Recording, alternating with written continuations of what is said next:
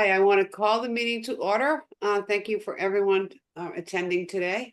And I'd like to read the accessibility statement and the Title VI non-discrimination statement. This meeting is accessible to people with disabilities. Microphones or telephones will be used by all speakers. Large print materials are available upon advance request. If you would like either of these accommodations, please contact Mary Waldron at 508-583-1833. The notice of non-discrimination rights and protections to beneficiaries with regard to the federal Title VI / non-discrimination protections in the state non-discrimination protections is posted in this meeting room and is available on the Ocolony Planning Council website. Please contact Mary Waldron at 508-583-1833 for more information. And thank you. Calling the meeting to order. Second item would be public comments. Do I hear any public comments? Anyone have anything right now to add? No, okay, I'm gonna move on to item number 3, which is minutes of March 6, 2025 meeting. And any changes or revisions before I put it on the floor for a roll call vote? Hearing none. Would you mind doing the roll call, Bill? Yes, ma'am. Abington, Yes. Alternate, Avon? yes. Bridgewater, Brockton, Duxbury, I'm sorry. East Bridgewater, Easton, Here. Halifax, Hanover,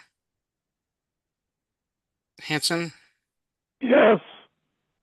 thanks, Don. Kingston, Pembroke, Plymouth. Here. Thanks, James. Plimpton, Stoughton, West Bridgewater, Whitman, Yes, Yeah. alternate. thank Great. you. I have And stayed. like I say, got a couple more. Brockton Area Transit, Yes. thank you. MassDOT Office of Transportation Planning, MassDOT District 5, Yes. and finally, GATRA. Yes. Thank you. All right, we're all set, Madam Chair. Okay. The minutes carry. Thank you, Bill. Item 4 is communications. That would be Sean. Yes, thank you, Madam Chair. The first item on the communications packet is an announcement for the MBTA inviting public comment on proposed fiscal year 26 to 30 capital investment plan. The MBTA has released the proposed fiscal year capital investment plan for public comment, marking the beginning of the 21-day public comment period. The MBTA will also be hosting a virtual public meeting tonight at 6:30 via Zoom, as well as an in-person meeting a week from today at Action for Boston Community Development.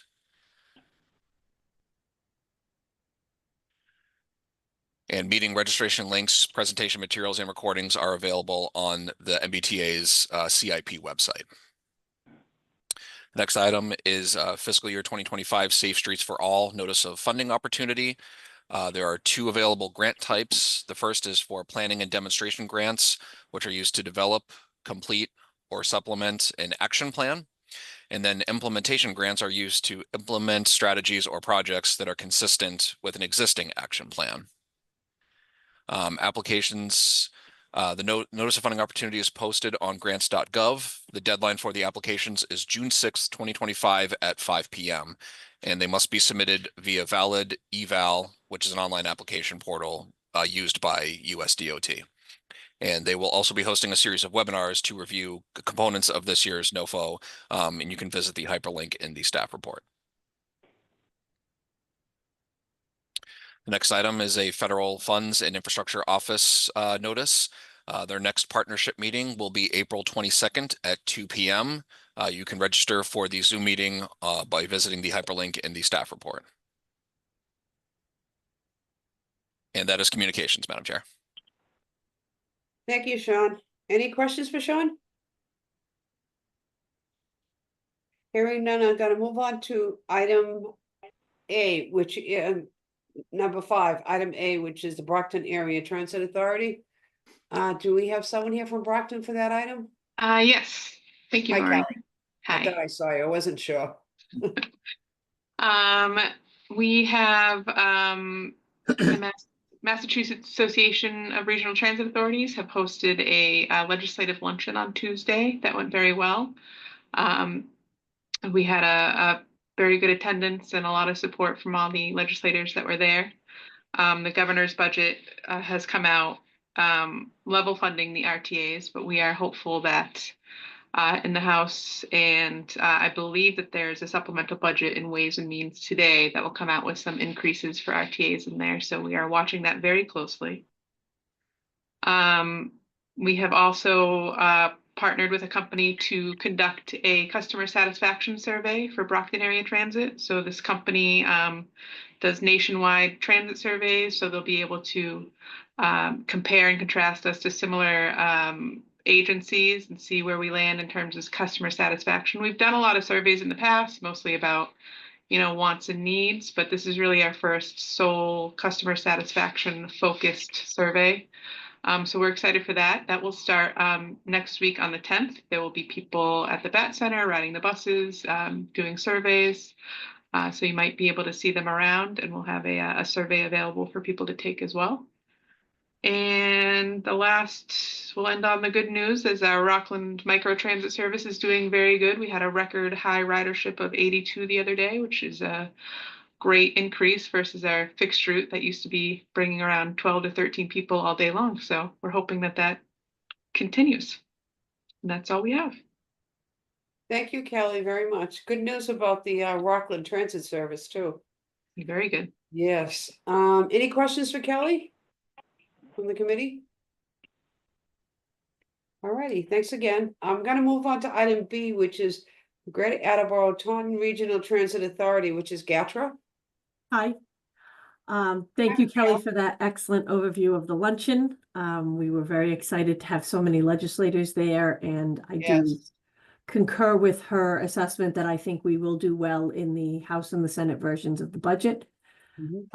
I do think that we probably still all need to be paying attention to what happens on the federal level for all of this funding as well, because I think there may be some new rules coming down.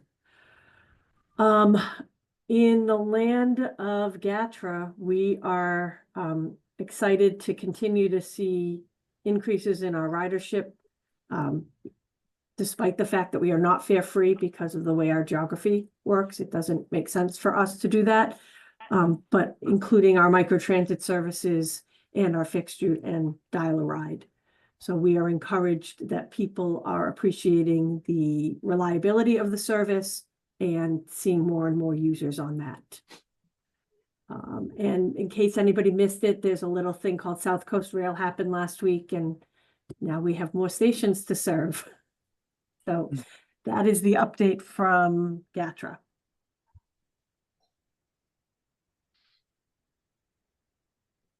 Thank you, Mary Ellen. Any questions?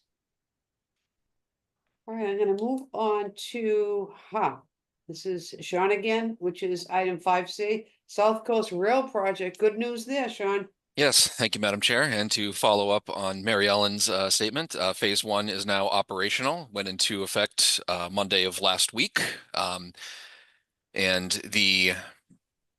within the last month leading up to it, they completed the pedestrian bridge over Route 18, and earlier this week, they initiated the demolition of the existing pedestrian bridge over Route 18, just right next to the new bridge. There was a grand opening event held at the new East Taunton station to commemorate the beginning of the South Coast Rail service. And among the dignitaries there was Governor Healy, Lieutenant Governor Driscoll, Secretary of Transportation Tibbetsnut, as well as mayors, legislators, RTAs, including both Mary Ellen and Mike Lambert from BAT. And we also at OCPC put in an article in our newsletter that was published last week at the grand opening event. Mary Waldron, Charles Kilmer, and myself were in attendance. And then the following date, myself, Kyle Mowat, and Sean Noel all took the train into work that day to take the service. Yes, Alan, I see your hand raised. Yeah, I just want to mention that with the opening of the South Coast Rail, the schedules for all three Old Colony lines were changed. So anybody looking to use Greenbush, Kingston, obviously the former Middleborough, now Fall River, New Bedford schedules should consult schedules just to see what those changes are and your desired travel times. Thank you, Alan. I was I can find the links for the schedules and put them in the chat for the meeting so that people can see it if need be. But that is South Coast Rail. Does anyone have any questions? Okay, thank you very much. Thank you, Sean. Such a long time coming. I know it. Yeah, Long time. most definitely. Oh, long time. Item number 6, which is old business. Item A, which is the FFY 2025 to 2029, the Transportation Improvement Program TIP implementation. And we'll be discussing Amendment 3, public review and comment period now open. And that would be Bill. Thank you, Madam Chair. At our last MPO meeting a couple weeks ago, we introduced an amendment to the TIP to program in a Safe Streets for All grant that Bridgewater State University received. So this is just a kind of recap of a summary of that grant. It's in the amount of about $134,000. Since this is federal money, anything in our region using federal money, federal transportation dollars, it does have to be programmed into the TIP. So this is an action item doing so. It does not change funding of any other project. It's just the addition of this project. This was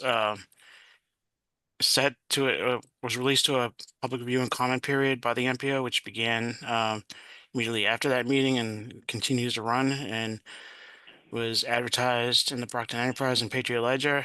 We presented it in their consent agenda to the Old Colony Planning Council Board of Directors last week.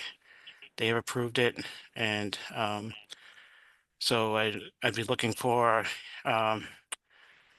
a vote of approval from the JTC on this item, either roll call or voice vote, either way. We'll do that. We'll take a vote on Amendment 3, the Bridgewater State University project, and we'll do the roll call, Bill, on Okay. that. Yes, ma'am. Abington, Yes. Avon, Bridgewater, Yes. Brockton, Duxbury, East Bridgewater, Easton, Yes.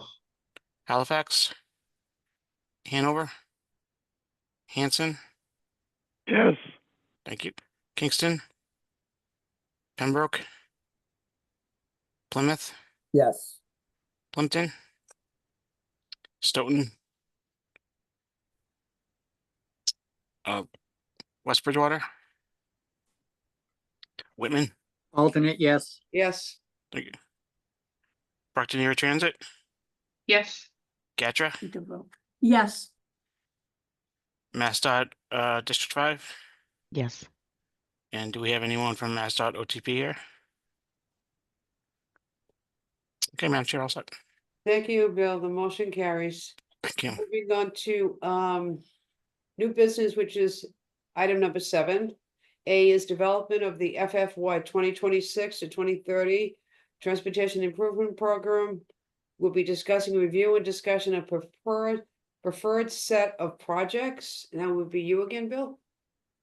Yes, ma'am. Thank you. So again, a couple weeks ago at NPO, they reviewed our scenarios, potential scenarios that we presented to them and selected a preferred set of projects for the highway side of our transportation improvement program for 2026 through 2030. If you want to go to the next page. Yep, thank you. So if you recall, we the last few months we got word from MassDOT and the city of Brockton's design engineer that two projects programmed in 2025 and 2026 respectively, we're not going to be able to meet their targeted advertisement dates in those years, and so this put us at a disadvantage really to develop a tip going forward for 2026 to 2030 because obviously we had to delay both of those projects a year, and that is everywhere you see on the left-hand side where there's a yellow shading, that's where a project has been delayed. So the delay of those two projects resulted in a cascading effect throughout the program where multiple projects ended up being delayed to accommodate fiscal constraint. That being said, so I'll just kind of go down the list here. In the first one, Brockton Route 23 at Plymouth Street, that was originally programmed this year for 2025, unable to meet advertisement. That's going to go to 2026. Also in Brockton, the Summer Street, Grove Street, and Lyman Street project, including the Grove Street Bridge, unable to meet advertisement in 2026, so that's going to go to 2027. In Abington, the intersection improvements at Hancock and Chestnut Street, we're happy to be able to hold that in place at 2026. The Duxbury Kingston signal, well, actually it's a roundabout project. The improvements at the ramps for between Route 3A and Route 3, that's being delayed now from 2027 to 2028. In Abington, the reconstruction of Route 139 at Chestnut Street and Old Randolph Street, we're able to hold that at this time in 2027. In Hanover, the reconstruction project for 139 and Main Street and Center Street, right there in the town center, that is going to go from 2028 to 2029. In Brockton, the intersection improvements, Route 123 at Stonehill Street and Pearl Street, we're able to hold that in place at this time in 2028. In Avon, I'm sorry, not Avon, Stoughton, the intersection improvements for Route 27 Turnpike, we're able to hold that in place at 2029. In Hanover, another Hanover project, Route 53 at Broadway, that is going to go from 2029 to 2030. In East Bridgewater, Route 18 Highland Street, we're going to hold that in place at 2029. And initially, we were able to program on one new project that is in the town of Whitman. This is a reconstruction project for South Avenue. It's a fairly large project in both scope and cost. Due to the large cost of this project, we're able to advance construct this. So this would be proposed to be advanced constructed beginning in 2030, and then year 2 of that project would be 2031. That being said, so you'll see the numbers at the beginning, the numbers at the bottom of the page there. When we presented this to the NPO, this was fiscally constrained, but some late minute cost adjustments on a couple of projects have put a couple of years no longer in fiscal constraint. As you can see, the one that really changed a lot was that Hanover project in the town center. That cost on that nearly doubled from 6.5 million to almost 13 million. That was a really big cost jump for us to accommodate. And a couple of other projects, there were some slight cost increases as well. So as a result, right now, 2028 and 2029, are not fiscally constrained. We cannot endorse a tip that's not fiscally constrained. We're working with MassDOT on this issue right now. Our guidance so far is just kind of hold the ground for now. I know MassDOT is talking internally how to handle this. We're not the only MPO that's going through this, I should say. There are a couple of other MPOs in the state have ran into similar issues that saw a significant cost increase on a project or two at the last minute that threw their preferred set of projects out of fiscal constraints. So right now, MassDOT is reviewing that. A couple of options are they're going to take a closer look at the cost estimates on those projects and try to determine are those costs real or can they be fine-tuned to something more reasonable? And then is there an opportunity for the state to pick up the cost increases on these projects? If neither one of those options are viable, we may have to delay the programming of that Whitman project out of this tip that's in development, and maybe start looking at 2031 for that project. It's an excellent project. We're committed to it. We're going to program it one way or another, whether it's in 2030 or 2031. It scores really well in evaluation criteria. But that's a caveat that I'm kind of putting out there right now, that between now and when we get to a tip that goes into a public review and comment period, this could change. So just wanted to be, in the spirit of transparency, just put that out there. And note too that this table here is only the projects on our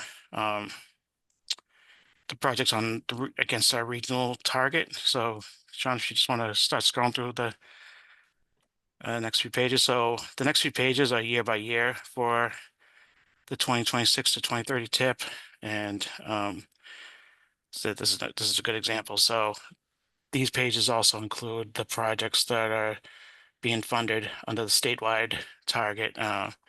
So you can see there, like in Duxbury, the Powder Point Bridge, in Avon, the improvements on Route 28 at Spring Street and Harrison Boulevard. In Stoughton, I believe in 2027, we have reconstruction project for Route 27 at School Street and Summer Street. That's one that's been kicking around for a long time. So it's I won't list them all at this time, but they are in your staff packet, and I just wanted to ensure everybody that the statewide jobs are in the tip as well. They just don't show in that initial spreadsheet. So with that, I'll open it up to questions or discussion.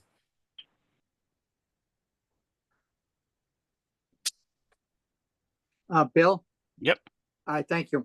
I appreciate that, you're really committed to the South Street project in the town of Whitman. Does the state realize that there is a T station there and that the project may have some impact on needs because of the traffic going to the T station and being one of the main roads in the town of Whitman? Mm-hmm. They are. We had a meeting between us, the state, the town, and the town's design engineer a few weeks ago. We talked about all the issues. We are very aware of the commuter rail station there. And I know that when this project eventually does go through construction, the traffic mitigation plan will ensure continued access to that station. And I'll note that that station's actually one of the reasons why this project scores so highly, Yeah. because, you know, Whitman is in terms of walkability, is a beautiful community. You have a lot of dense development down there. People are able to walk to the commuter rail station, able to walk to the school, able to walk to the downtown. Mm. So we have a lot of multi-mode use in this area, and Yeah. that's one thing that kind of propelled this project and the scoring. Okay. All right. Thank you. Bill, Great. Bill, Yep. Bill, hi. I guess John Stone might be able to answer this. I'm glad that the project for Chestnut Street, Old Randolph Street, and 139 is, scheduled for on the project. I heard recently that there's going to be a house taking in conjunction with that. Would you know anything about that, or would John know anything about No, that? there's no house taken as of yet. I mean, there's no nothing as of yet. We're only at 75% design, so no. Okay, good. Kathy and I were talking to someone at Plymouth Plantation the other day, and we were talking about that project. She was from Abington, and she thought there would be a house taken. But I'm glad. Thank you, John. Thank you, Bill. No problem. Any other questions for Bill on this item? No, thanks, Bill, very Yeah. much. Thanks, Madam Chair.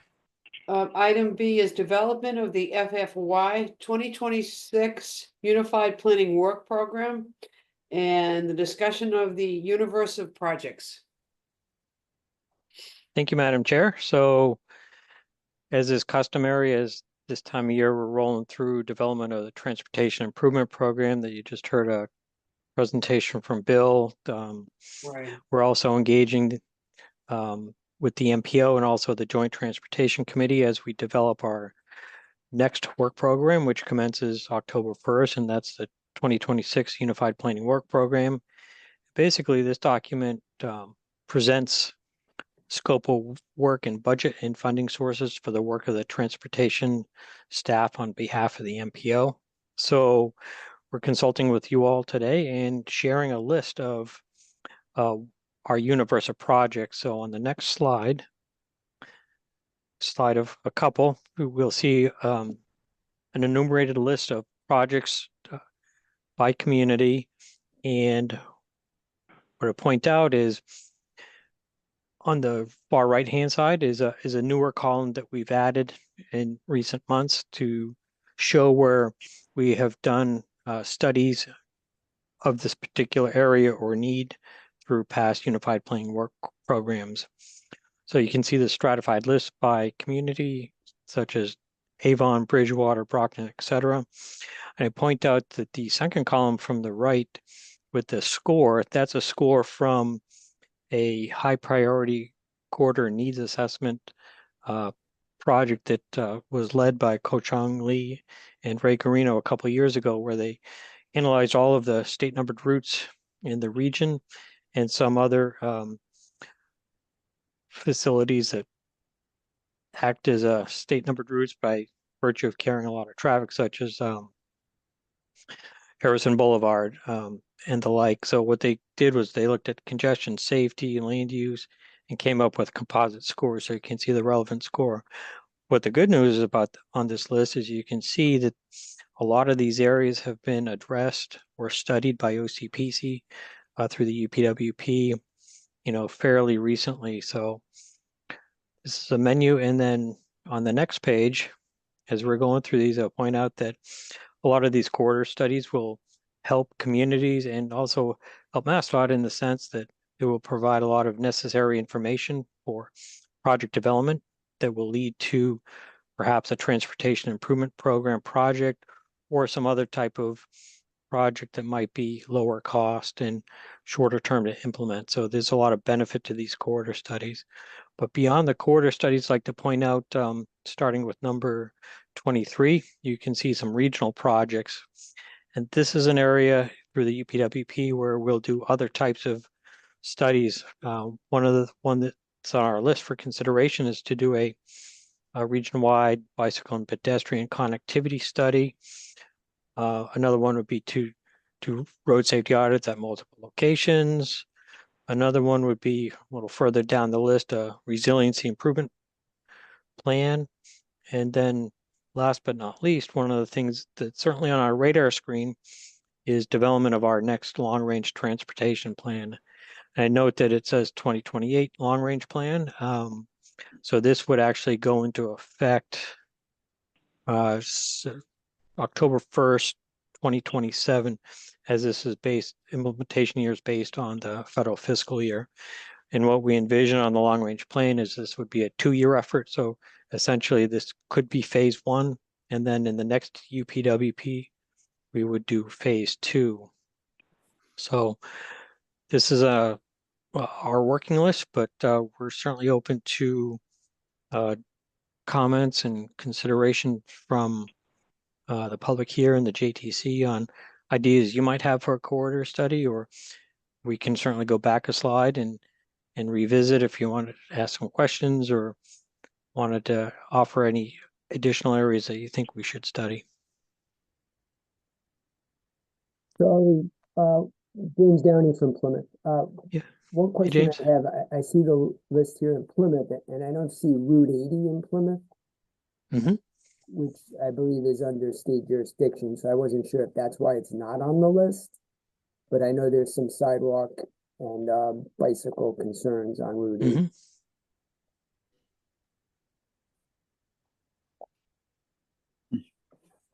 Yeah, we'll double check with the high priority study to see what the composite scores were, and certainly add that to our universe too, because as I recall, thanks for the prompt on that one. I know you talked about the sidewalks in the past and hope to have some connectivity there with Samoset Street. Right. Thank you, Charlie. Yep.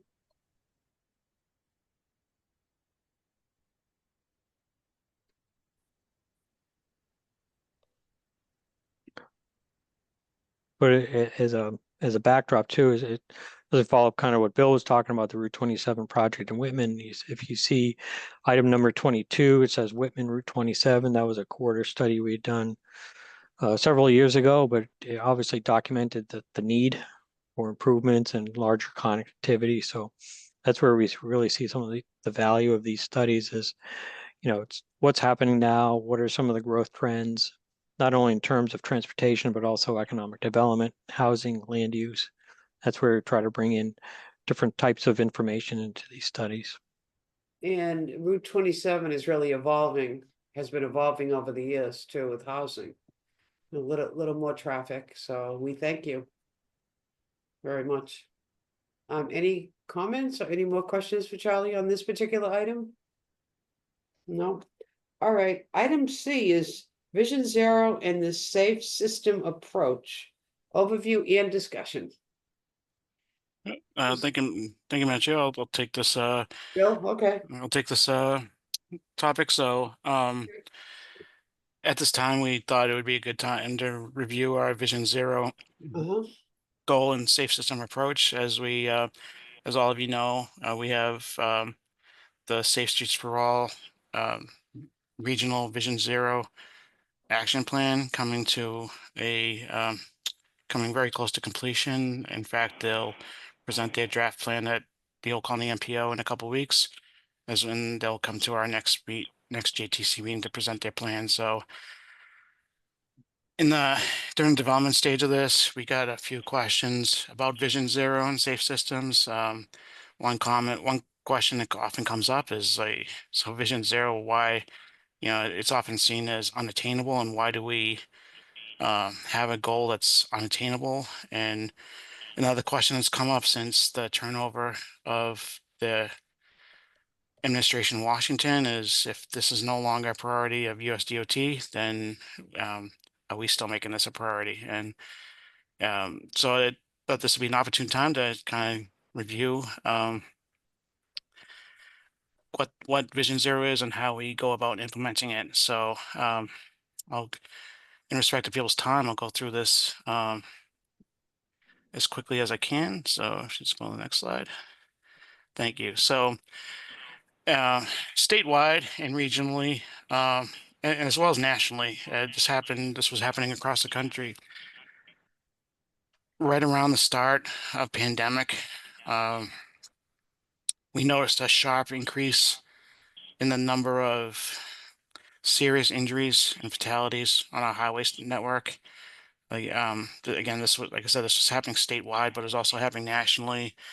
In 2022, MassDOT decided to incorporate the safe system approach into their highway safety planning statewide.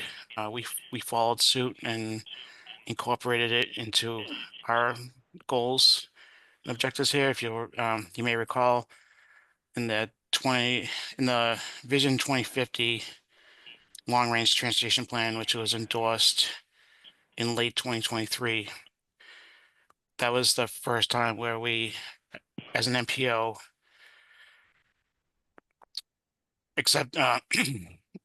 made Vision Zero a goal. And then in that document, we also included the safe system approach, and began a framework of how we were going to go about accomplishing this goal. It was, we were learning as we go, learning as we went, I should say. It was a lot of, it was new to us, as well as it was kind of new to everyone. This is far from a new concept. It was introduced in Europe decades ago, but it's new to the United States. And so that we were all learning this.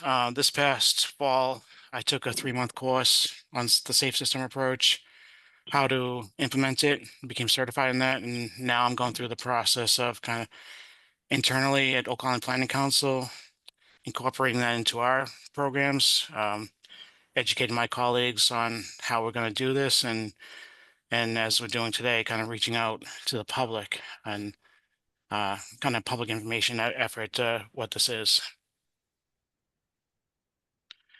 So again, you see that trend over time.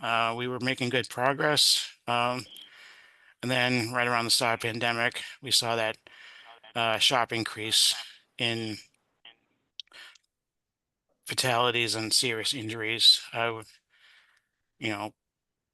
Fortunately, we did begin to see a dip in 2023, but then that started to come right back up last year. So we're far from out of the woods. We're starting to make some progress, but a lot of work has to be done to reverse this trend.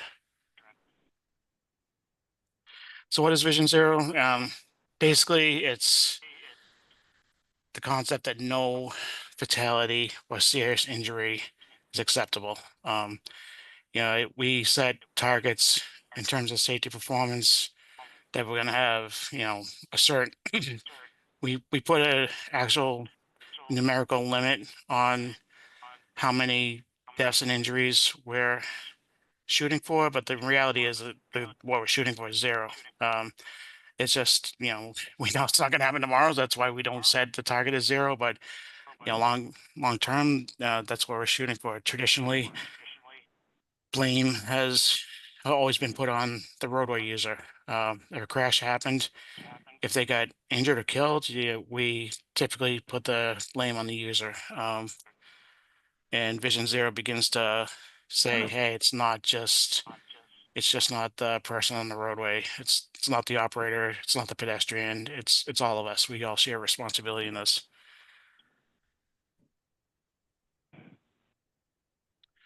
So again, the safe system approach, it's a guiding framework on how to go about reaching Vision Zero goals. It prioritizes preventing fatal and serious injuries over total number of crashes. Traditionally, in safety management, we've always, the goal has always been looking at the overall number of crashes and how to reduce it. We put a lot of stock in values like the crash rate, and how to bring that crash rate down. And it's not to say we don't still look at crash rate. Now I'm doing a corridor study right now. I've calculated a crash rate for every intersection. I've compared that against regional state averages. We'll continue to do that because that is a very useful tool. But now we're starting to look at, starting to prioritize, well, how do we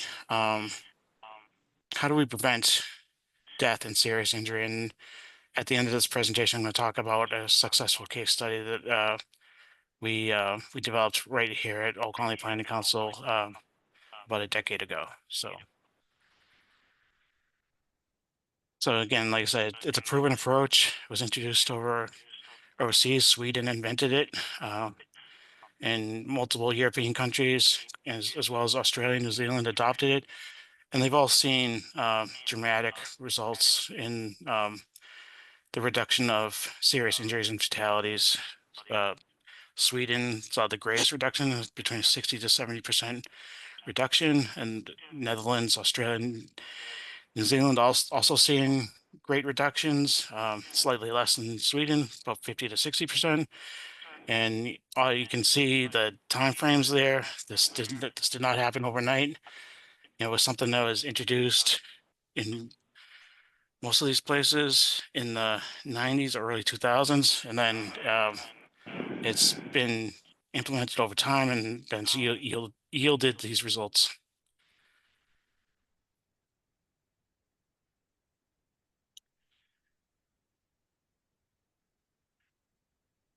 Okay, thank you. So this just looks at the safe system versus traditional approach and how it differs. So traditionally, we looked at preventing total number of crashes. Now we look at preventing death and serious injuries. We used to be focused on improving human behavior. Now we know that we accept that humans make mistakes, and we try to accommodate for those mistakes. Controlling speeding, well, we know we're not always going to be able to prevent everybody from speeding. So now we look at how do we reduce overall kinetic energy on the system. We say individuals are responsible. Now we say it's shared responsibility between individuals and the system stewards. And we used to be reactionary in safety planning. Now we're starting to become more proactive. So the core principles of the safe system approach, you can see, I already talked about some of these. So death and serious injury are never acceptable. Humans make mistakes. Humans are vulnerable. Responsibility is shared. Safety is proactive, not reactive. And redundancy is critical. So if one of these systems fails, we have something else in place that's going to kind of catch it. There are 5 core areas, as you can see. Safer people, safer vehicles, safer roads, safer speeds, and post-crash care, I should say.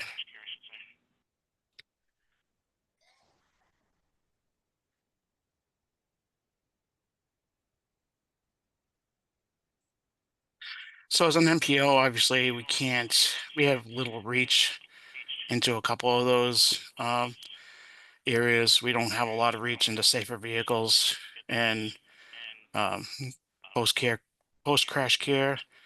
Safer vehicles, that's really done at the federal level. Efforts between the federal government and automakers. Same with post-crash care. That's a effort usually between our medical systems, our insurance systems, and our first responders. But as an MPO, what we are able to have a direct effect on are safer roads, safer speeds, and safer roadway users. So I'll talk about how we go about that. So safer roads is fairly self-explanatory, but looking at the roadway system and how we can reduce total kinetic energy on the roadway. And as an MPO, how we go about this is, so when we do traffic studies, a corridor study, or a road safety audit, we look at areas where we see a lot of potential hazard and identify how that can be improved. So things like clear zones. If we're doing a corridor study, we see a lot of trees right up against the roadway or utility poles. We may start to talk about, hey, maybe we should start thinking about clear zones. Roundabouts are a great tool for reducing kinetic energy. Also simplifies the choices for a roadway user. Highly effective in reducing injuries and fatalities. cable barriers versus a guardrail or a concrete barrier. Cable barriers are much safer for absorbing kinetic energy. So safer speeds. So this graph kind of shows you how exponentially the chances of being killed for a pedestrian go up. Basically above 35 miles per hour, they start to increase, and above 40 miles per hour, that's where the real exponential increase in chance of being killed for a pedestrian being hit by a vehicle. This trend also holds true with the vehicle itself for collisions. Nearly every vehicle on the market right now performs extremely well in collision tests for collisions at 40 miles per hour or below. But when we start to go above 40 miles per hour, we start to see a dramatic reduction in safety for drivers and passengers in vehicles for a collision. At above 40 miles per hour, that's when we start to see the A-pillar on the vehicle start to fail. We see the doors start to come off and open up. We see the interior cabin become compromised, and the effects of these catastrophic structural failure vehicles goes up exponentially the more you get above 40 miles per hour. So, and then obviously looking at how to make the roadway users safer. So some examples of how we can do that. Increasing visibility, so you can see the picture there. The pedestrian crossing at night, most fatalities occur at nighttime, especially for pedestrians. So this is an example where the pedestrian entered the crosswalk. These really intense LED lights came on to light up the entire area. What this does is, so a driver coming along that roadway at nighttime, two things are going to happen. First, they're going to see that area suddenly light up. That's going to catch their attention. Something's happening here. It's going to catch their attention, hopefully slow them down. And then they're also going to have a much better chance of obviously seeing the pedestrian, whereas if it was dark, they're likely not going to see the pedestrian until it's too late, until their speed has brought them right up on top of them. The separating users in time. So basically this means splitting how conflicting users use the roadway. So in this case, you see a hawk signal here. So this is an example where pedestrian wants to cross. So we're going to stop vehicular traffic momentarily to allow this pedestrian to cross. So this is called separating the users in time. Another example would be protected left turns. The protected left turn signal comes on. We say, okay, only those making left turns right now can go. Everyone else stop. So this is where this is what we call separating the user in time. And then separating the users in space.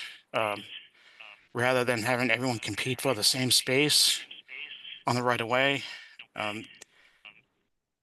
separating conflicting users into their own spaces. So this is an example where you have a shared use path off the side of the roadway. You have this isn't the greatest example because ideally you'd have some sort of vegetative barrier between that shared use path on the roadway, but sometimes that's not always possible. Sometimes this is all you're going to get, but still this is an example where bicyclists and pedestrians would have their own separate space from the roadway. So how do we go about incorporating all this into our program? So as I mentioned, right now we have the Safe Streets for All plan coming to completion.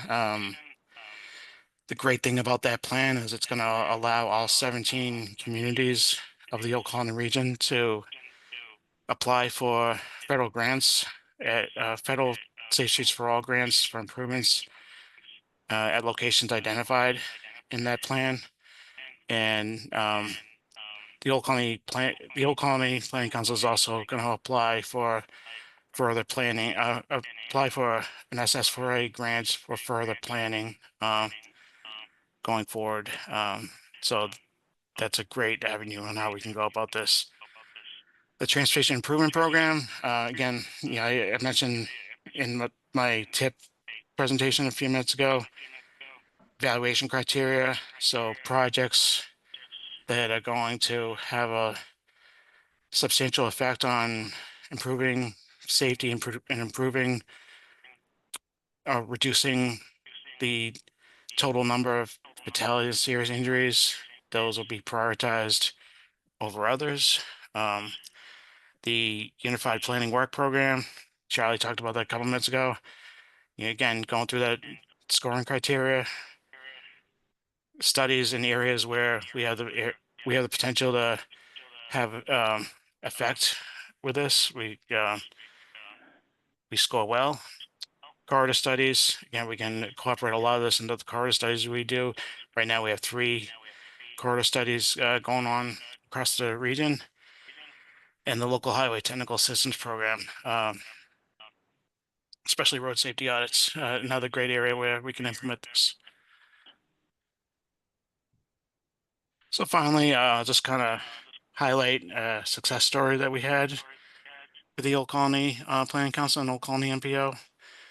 So a little more than 10 years ago, I guess, we had an intersection in Brockton. It was right on the Brockton-Abington line. I should say it's still there, but it had the intersection of North Quincy Street at Chestnut Street and Boundary Street. This was basically a shared jurisdiction between the city of Brockton and the town of Abington. Most of it's in Brockton, but the Chestnut Street approach is in Abington. This was an area where we were seeing a lot of fatalities and serious injuries. There's a metric that we use in looking at roadway safety. It's called the EPDO index. I've presented EPDO multiple times to this community before. EPDO is the equivalent of property damage only index. So that is when we look at crashes where somebody was killed or somebody was seriously injured. It receives a much higher value than a crash where it was either a property damage only or only a minor injury.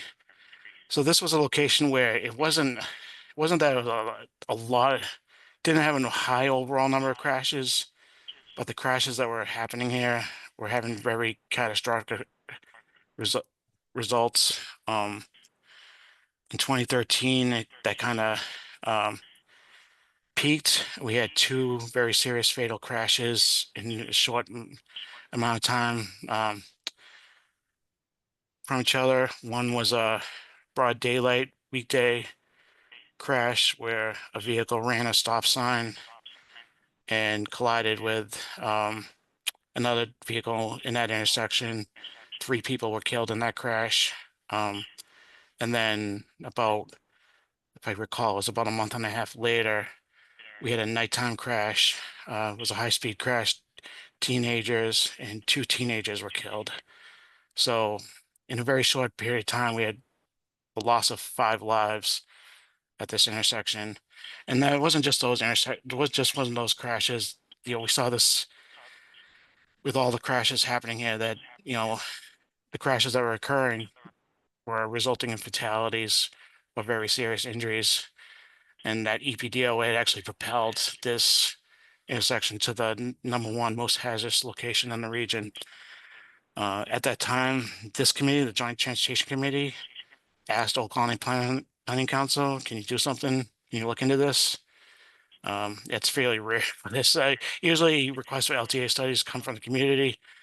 But we, since JTC had directed OCPC to look into it, we did a road safety audit. It was one of the first road safety audits we did. It was very successful. It was a joint effort between OCPC, City of Brockton, Town of Abington, the Massachusetts state legislature. We had a state senator there. We had a state representative there. We have the Massachusetts State Police there, even though this isn't necessarily their jurisdiction. We had a news outlet, WCVB in Boston, attend this, so they got a lot of attention. And shortly after that road safety audit, the city of Brockton initiated a project. Probably next slide. Yep, so city of Brockton initiated a project in 2014 that kind of went right through the PRC process, got PRC approval in March of 2015. And we immediately programmed this on our tip for FFY 2019. Design flowed smoothly with this. And a roundabout was determined to be the preferred design option here to reduce overall kinetic energy and make this location safer. And this actually kind of, you know, sailed right through the design process, and it was almost 5 years from initiation to advertising. So that was a really successful programming.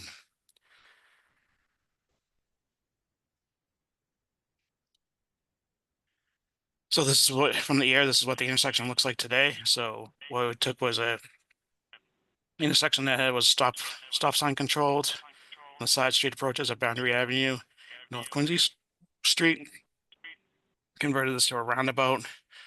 It did require some earth shaping. This is, you can't really tell from the aerial photo, but this is on top of a hill, so they kind of had to level some slope here, and this became fairly lengthier construction projects than other projects tend to be, but came out beautifully when it's done. And if you want to go to the next slide.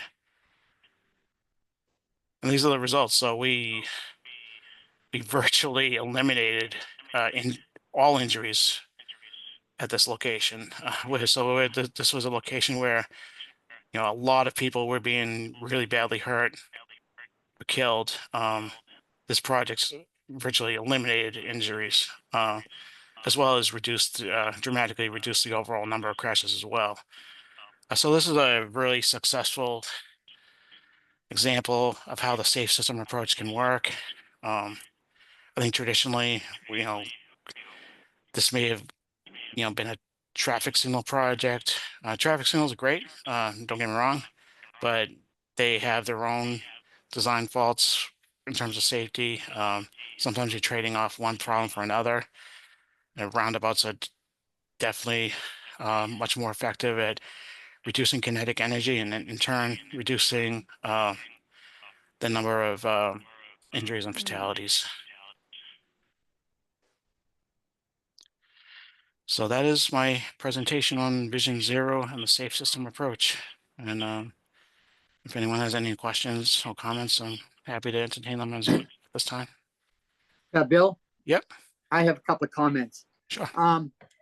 I say Old Colony Planning Council, the JTC and MPO, we do so much work to make the streets and roads safer. But it all comes down to a couple of things. Education and middle school about kids, how to properly ride a bike and not be doing wheelies in the middle of a side street, even though it's a side street, it's still cars are on it. People walking at night wearing black jackets and black pants, and you can't, even though they're in the crosswalk, they're very difficult to see if there isn't that much lighting. And of course, obeying the speed limit. And one issue I've always had is if you watch TV and you see advertisements for vehicles, the advertisement has the vehicle all speeding down a street. And, you know, and that's just teaching kids or adults, whatever, it's okay to speed. Yep. So I think it all comes down to education and how to respect the roads. I mean, I live in a side street. There's a stop sign at the end of my street. I go into a main street. And if I don't stop and just go through it and the car's coming up that street, I'm going to get hit. Why? Because I didn't obey the law.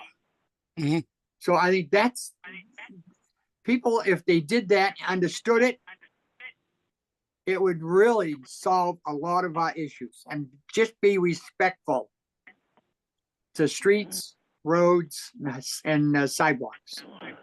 Yep. Okay, that's Absolutely. enough. Absolutely, and I can't agree more. And yeah, obviously, a presentation like this, I can't fit everything in, but Yeah, so in safety planning, we have something called the 5 E's of safety planning. One of those is education, and so we have, for example, we have the Safe Routes to School program where that makes available money for whether it's peer training or like high school kids going to the elementary school kids, elementary schools to talk about safety, or police department going to a school to talk about safety. My son is 3 years old. He goes to school in Whitman. Last year, the Whitman Police Department came in and they talked about a variety of things. They talked about stranger danger and all this stuff. They also talked safety officer, yeah. they also talked about pedestrians.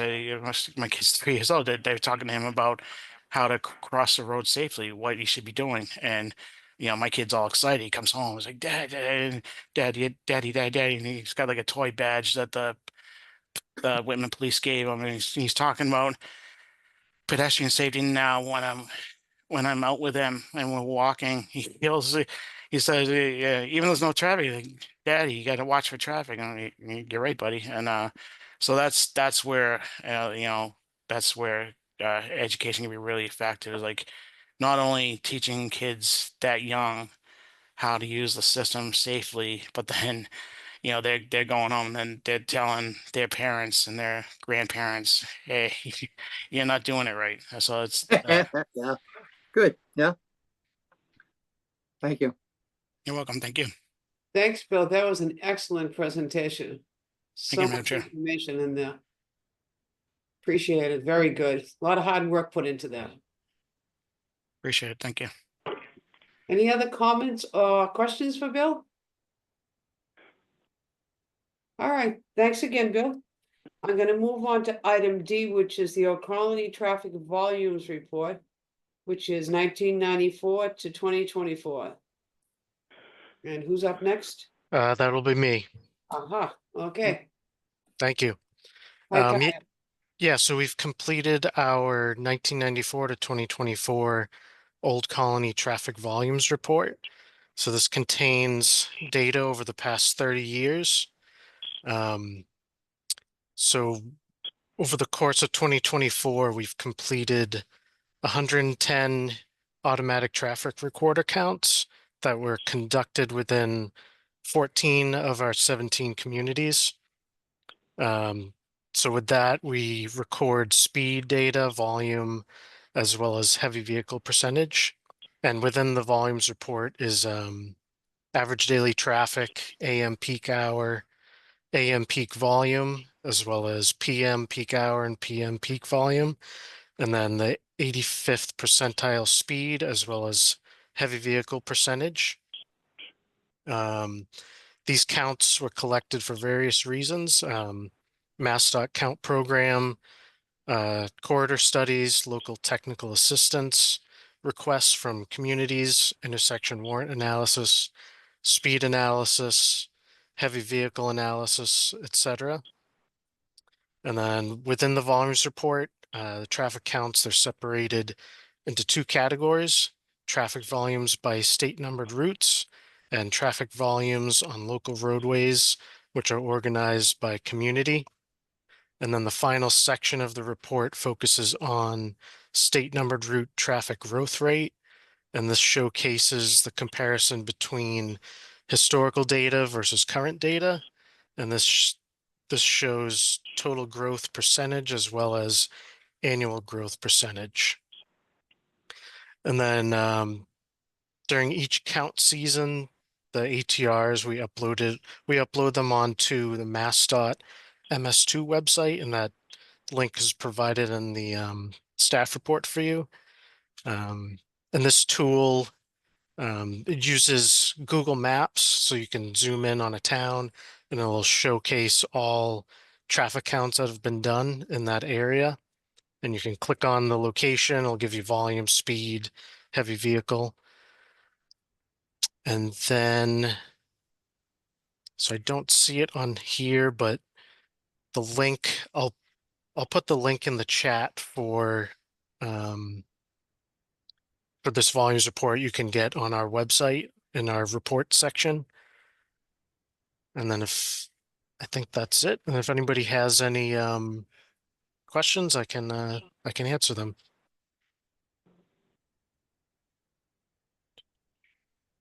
Hearing none. Thank you, Kyle, so much. Thank you. I'm gonna move on to item 8, which is other business, and this is the Community Local Technical Assistance Studies. Bill? Thank you, Madam Chair. So this is a fairly quick report. We recently completed a traffic study for the town of Plimpton. One of the roadways, Elm Street, they wanted us to make a recommendation for an appropriate speed limit on that roadway. So we collected the traffic data, we looked at the crash history, and we used a federal system called US Limits 2 to determine the recommended speed limit for that roadway. And so that has been completed and distributed to the town as well as to MassDOT. And then finally in Brockton, the road safety audit we did for Grove Street and Lawrence Street. That's been the RSA has been completed. The report is in draft form, and stakeholders are currently reviewing that and commenting on that, and that'll be finalized in the next couple of weeks or so. And that is my report. Thank you, Bill. Any questions for Bill on this one? No questions. Are gonna move on to item B, which is staff reviews on ENFs, EIRs, and MPCs. That would be Kyle again. Thank you, Madam Chair. Quick update today. We have one environmental impact report for the town of Bridgewater for the proposed mixed-use development, and this is a final environmental impact report. And we have one, I believe just one public notice for the town of Stoughton, notice of intent to initiate an aquatic plant management program. And this proposed project is seeking approval to initiate a continuous aquatic weekly management program at Woods Pond in Stoughton. And I believe that is it. Yep. Kyle, there's a question. I think Plymouth in the Oh, for the yeah, James, James. that's on the MS2 website. Let me post the link to that. Yeah, so that's in you'll see when you go to it, it's in a Google map layer. Yeah, I just posted that. You can take a look at that. Okay, Does that thank you. answer your question, James? Yes, it does. Thank you. Okay. Thanks, Kyle. Anything else? Comments or questions for Kyle? Okay, hearing now. Thanks again. Item 8C, which is regional concerns and local community transportation issues. I open this up to everyone. You want to Maureen? make a comment or you have a question? Maureen, Yes, Bruce. I have a couple of things. Okay. First of all, I wanted to compliment our friends from GATRA. I think they were running cool electric shuttle buses to the parking lot at the East Taunton Station on the 25th. I found out later what they were, but I didn't ride them, but I thought that was really cool.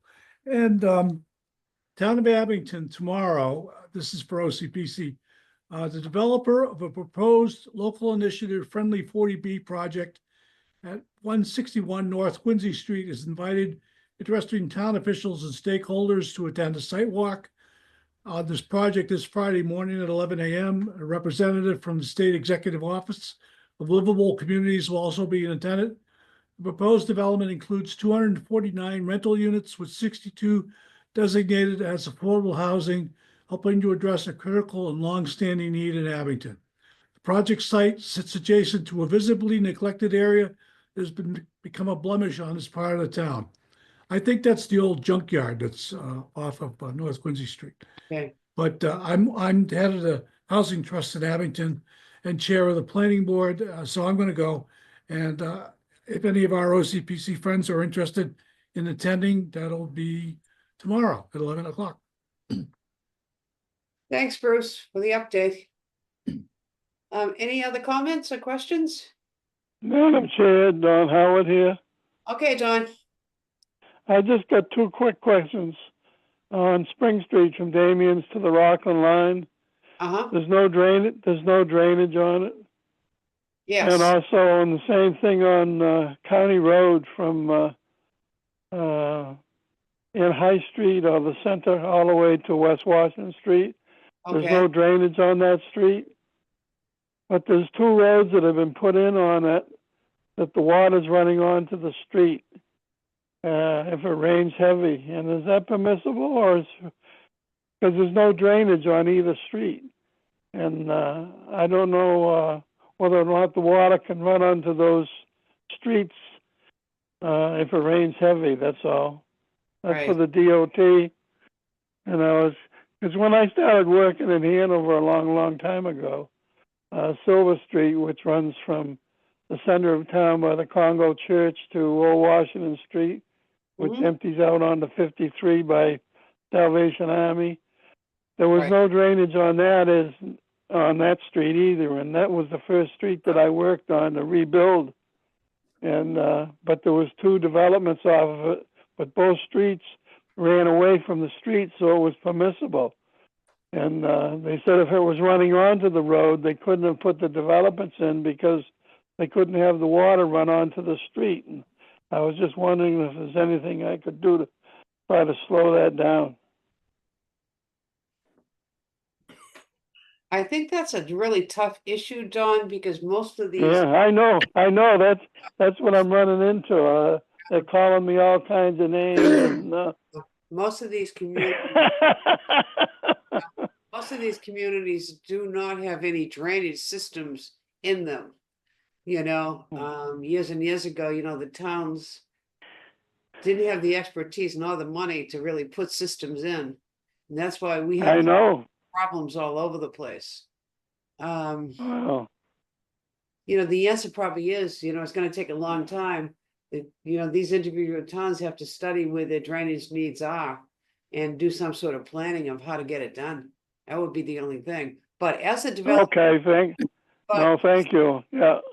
but as the developments come in on today, it's up to Planning board. the ZBAs or the zoning boards or the planning boards to make sure that these I think the impact. Board of Health should have a lot to say about it too, because they're the ones that have to test for the water table to put on sewage systems, so. Right, so there's a lot of things going on. All righty, All right, thank you. you're welcome.